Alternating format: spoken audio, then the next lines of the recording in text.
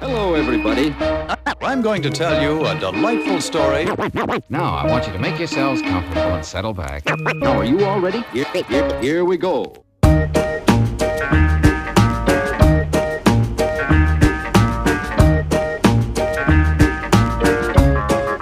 Record goes down.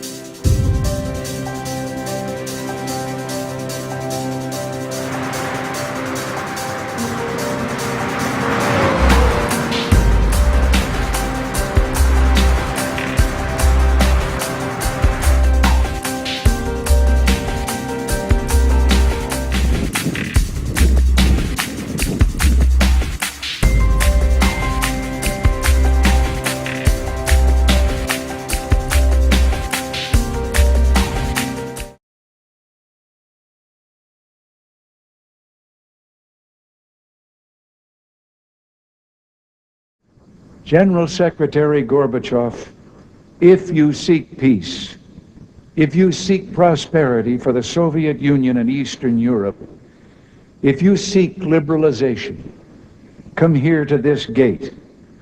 Mr. Gorbachev, open this gate. Of the Commission, Mr. Delors, said at press conference the other day that he wanted the European Parliament to be the democratic body of the community, he wanted the Commission to be the executive, and he wanted the Council of Ministers to be the Senate. No, no, no. Tradition lives on in our department. It imbibes everything that we do here.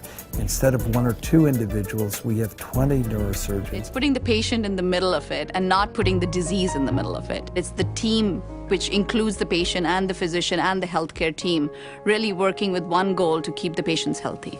We absolutely have a future-forward stance by looking at innovation in technologies, integrations with systems. From state-of-the-art cath labs to new technologies, including robotics and surgery. We have to ship it somewhere where it has to be shaped into the form of a paperclip and then also packaged. What energy is going to be used there? Bioscience High School is another great choice. The Phoenix Union High School District's small academy has more space and programs with its new addition.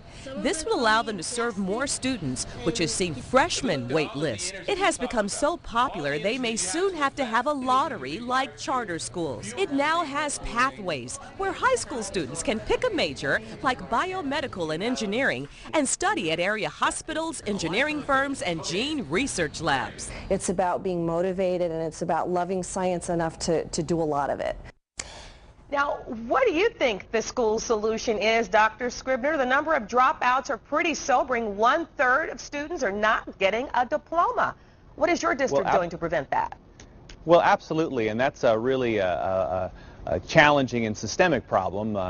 Four-year graduation has been about 70% since the 1970s. In Phoenix Union, over a decade ago, we were only graduating 50% of our students, and today we're approaching 80%. That's great improvement, but we're still not satisfied. Yeah. The way we're focused on that is by not being like other urban districts who are focused on minimizing failure and focusing on solely those students who are having difficulty. We're focusing on all students, middle achieving, upper achieving, and really creating a culture of college and career preparedness. And one way you're doing that is through bioscience. We attended the first bioscience high school graduation last night. We have video of that we'd like to show you, how successful that program has been.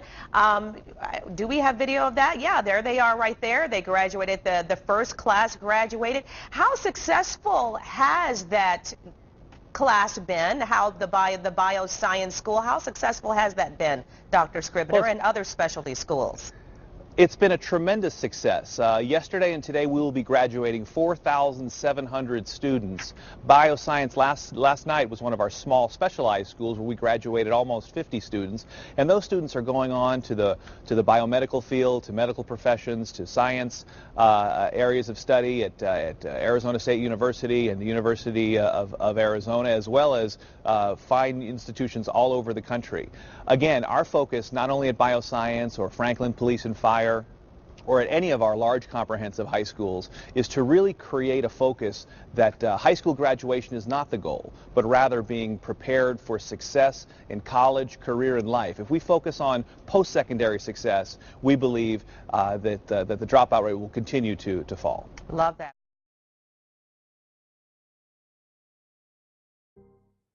We have the teachers, we have everything, we have the scholarships, we have the public education, but why are our students still not succeeding? We have straight-A students, students that are valedictorians at high schools, getting accepted to Harvard and Yale University, and still they're not succeeding. But why? You're telling me that a student, a valedictorian of their high school, got accepted to MIT, and they failed out the first semester. There has to be something wrong. Truly, I believe that our students are missing out of the opportunities and are unaware of the opportunities that are out there for them. So why aren't our students succeeding? Well, it's not that they don't understand the materials taught in their courses. On the contrary, they can probably recite to you every single date after the founding of the United States. They can probably describe to you the water cycle in detail by heart.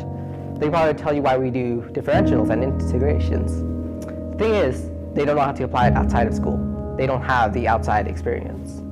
We have many mentoring programs, volunteer opportunities, internships, college prep programs. They can all help these students learn how to apply their learning. However, the students don't take advantage of these opportunities. Why? Because they don't know they exist. Truth is, there's no one to provide that infrastructure. Parents who did not go to college cannot provide information to the children regarding college because they did not have college experience or college preparation. Teachers are often too busy, focusing on only students who are most likely to succeed and not focusing on those who are failing or in between. Most students don't even have mentors due to the lack of exposed opportunities that are actually available for them. They just don't know about those opportunities. This project is focused on making improvements on the involvement of the young students in the community. There are many programs throughout the state that we have heard about or actually are a part of, such as the St. Joseph's Mentorship Program. There, we are able to learn from actual physicians and nurses about the medical field. We get to help people and actually help them in the healing process, which is a very amazing experience. What we're trying to accomplish with our program and how it's different from the others is that we're actually in the same environment as the kids, as the freshmen. And with that, we are able to help them in their daily work and show them and talk to them every day and how they can improve and talk to them about these opportunities that they have. All of us wish that when we were their age as freshmen, coming into high school, that we knew about these opportunities, that we knew that there were volunteer services that we could do at 14, 15, because we always think you have to be 18 or older to do these. But we know differently now that you can be younger and start getting a head start. So we want them to know about these opportunities, and we are glad that we are able to do that. How do we do that? The second, though, is cultural. Every country on Earth is trying to figure out how do we educate our children so they have a sense of cultural identity and so that we can pass on the cultural genes of our communities while being part of the process of globalization. How do we square that circle? The problem is they're trying to meet the future by doing what they did in the past. And on the way, they're alienating millions of kids who don't see any purpose in going to school. When we went to school, we were kept there with a story, which was if you worked hard and did well and got a college degree, you would have a job. Our kids don't believe that. And they're right not to, by the way. You're better having a degree than not, but it's not a guarantee anymore. And particularly not if the route to it marginalizes most of the things that you think are important about yourself. Some people say we have to raise standards as if this is a breakthrough. You know, like, really, yes, we should. Why would you lower them? You know, I mean, I haven't come across an argument that persuades me of lowering them. But raising them, of course we should raise them. What we come to think of as academic ability. And this is deep in the gene pool of public education, that there are really two types of people, academic and non-academic. Smart people and non-smart people. And the consequence of that is that many brilliant people think they're not, because they've been judged against this particular view of the mind.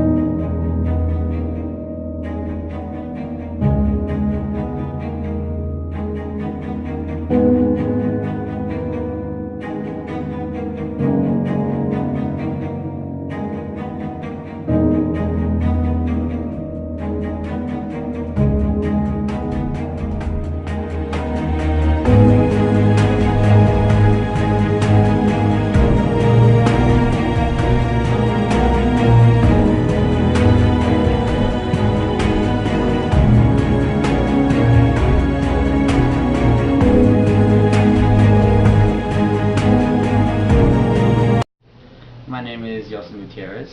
I am a freshman here at Bioscience. My name is Connie and I'm a freshman. I am Cesar Quintero and I am a sophomore. Radian Ruiz and sophomore. Well, I mean, I haven't had any previous hours. I haven't had any community service. I'm not really engaged with my community that often.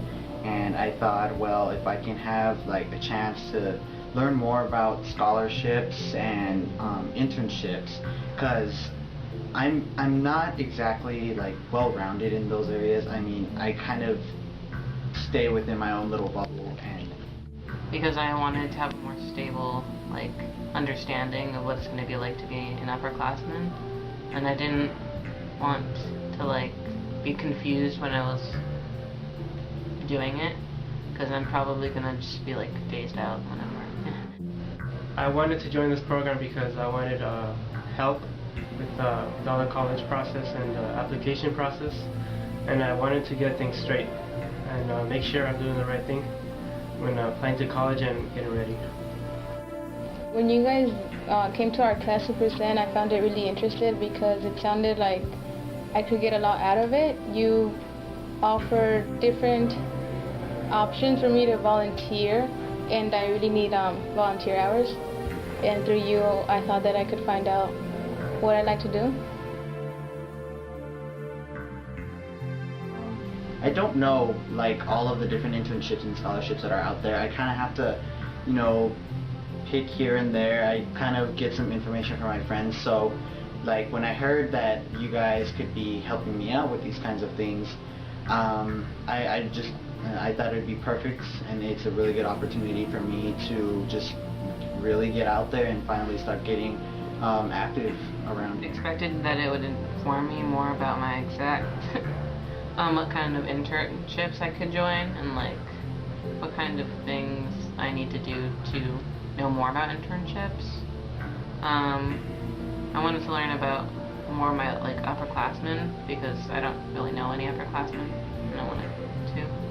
And I wanted to know what they're experiencing. I expect you guys, the people in this program, to help me be sure what I'm picking for college, what I'm doing, the college process, because I know you guys been through it. The people who are helping make this program a reality. Well, I've already actually gotten a lot out of you guys. I mean, you guys have sent me summer opportunities, which I was actually already planning on doing. I was thinking of doing some programming or some engineering, so you guys really did help out with that. And I was looking forward to seeing some, as Ariel, he helped me out locate some colleges that would be good for me, because I kind of nailed MIT and that's about it. I mean, I know I should probably have some comfort colleges just in case I don't hit MIT. I'd still get like my second or third choice.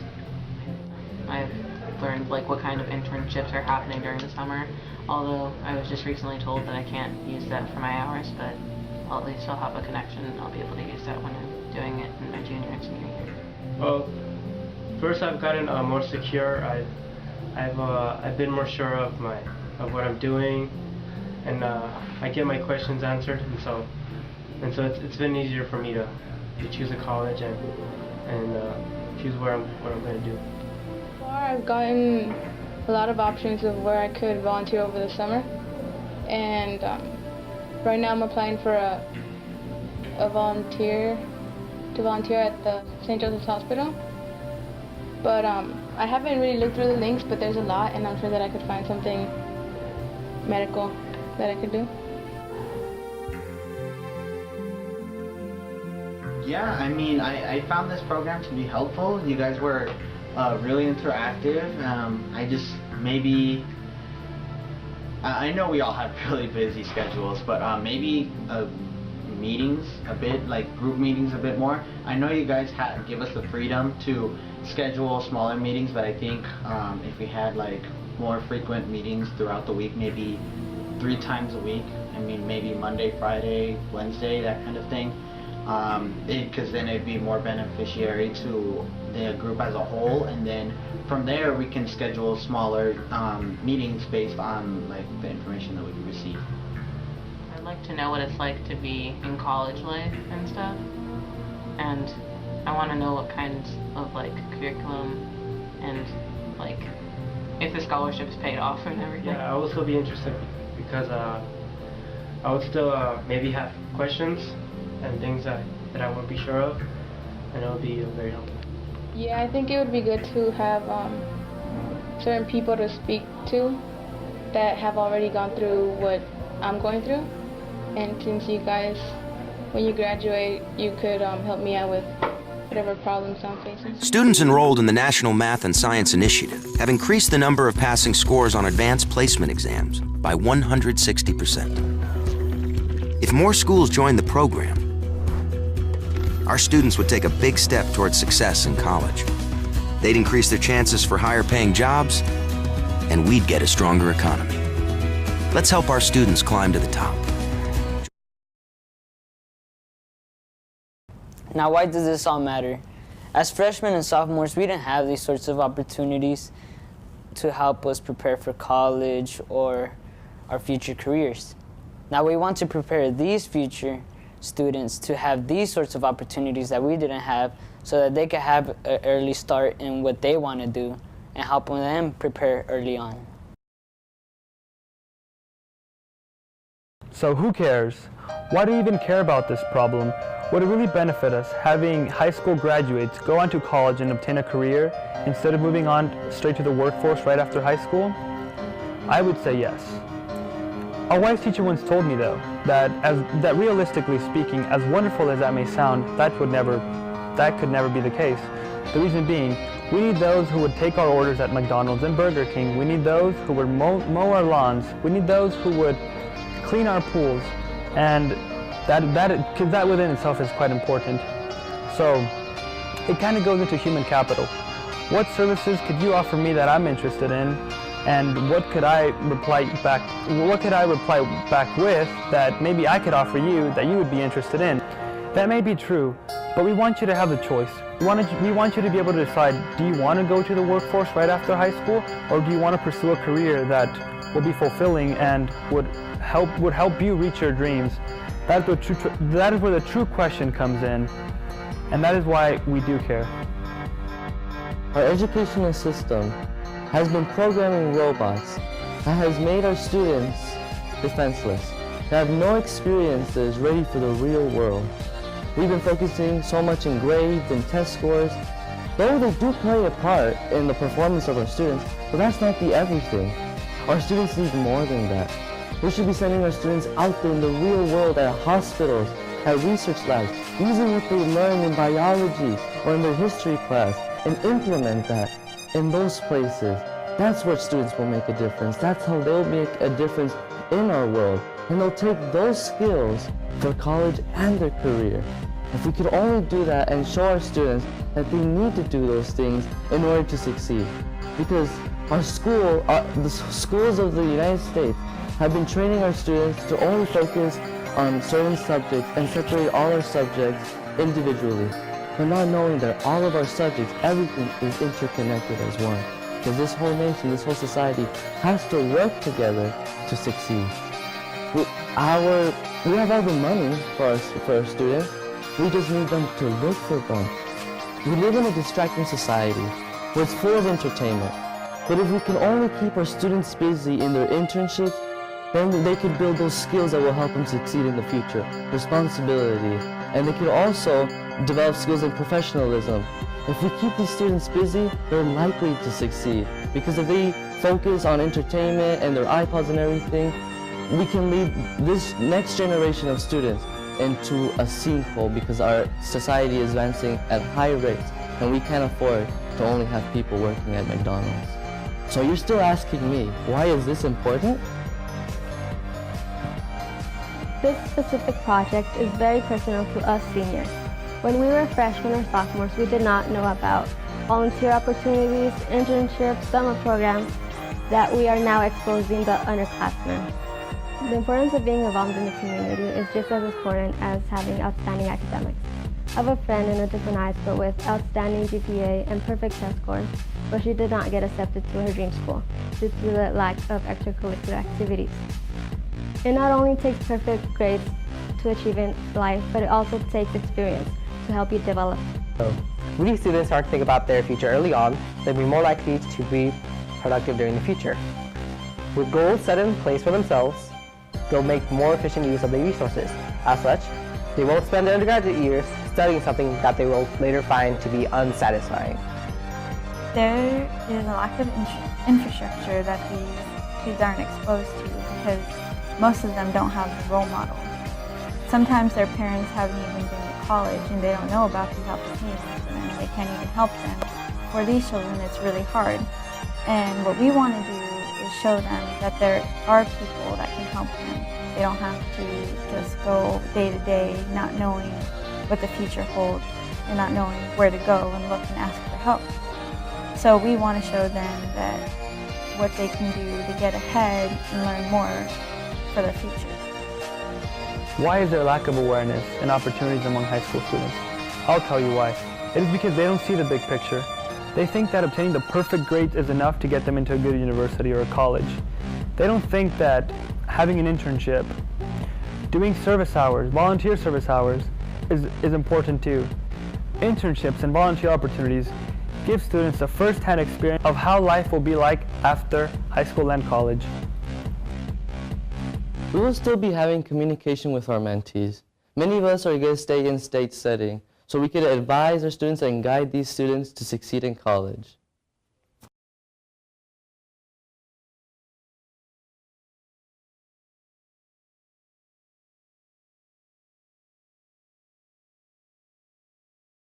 Thank you for helping us help you.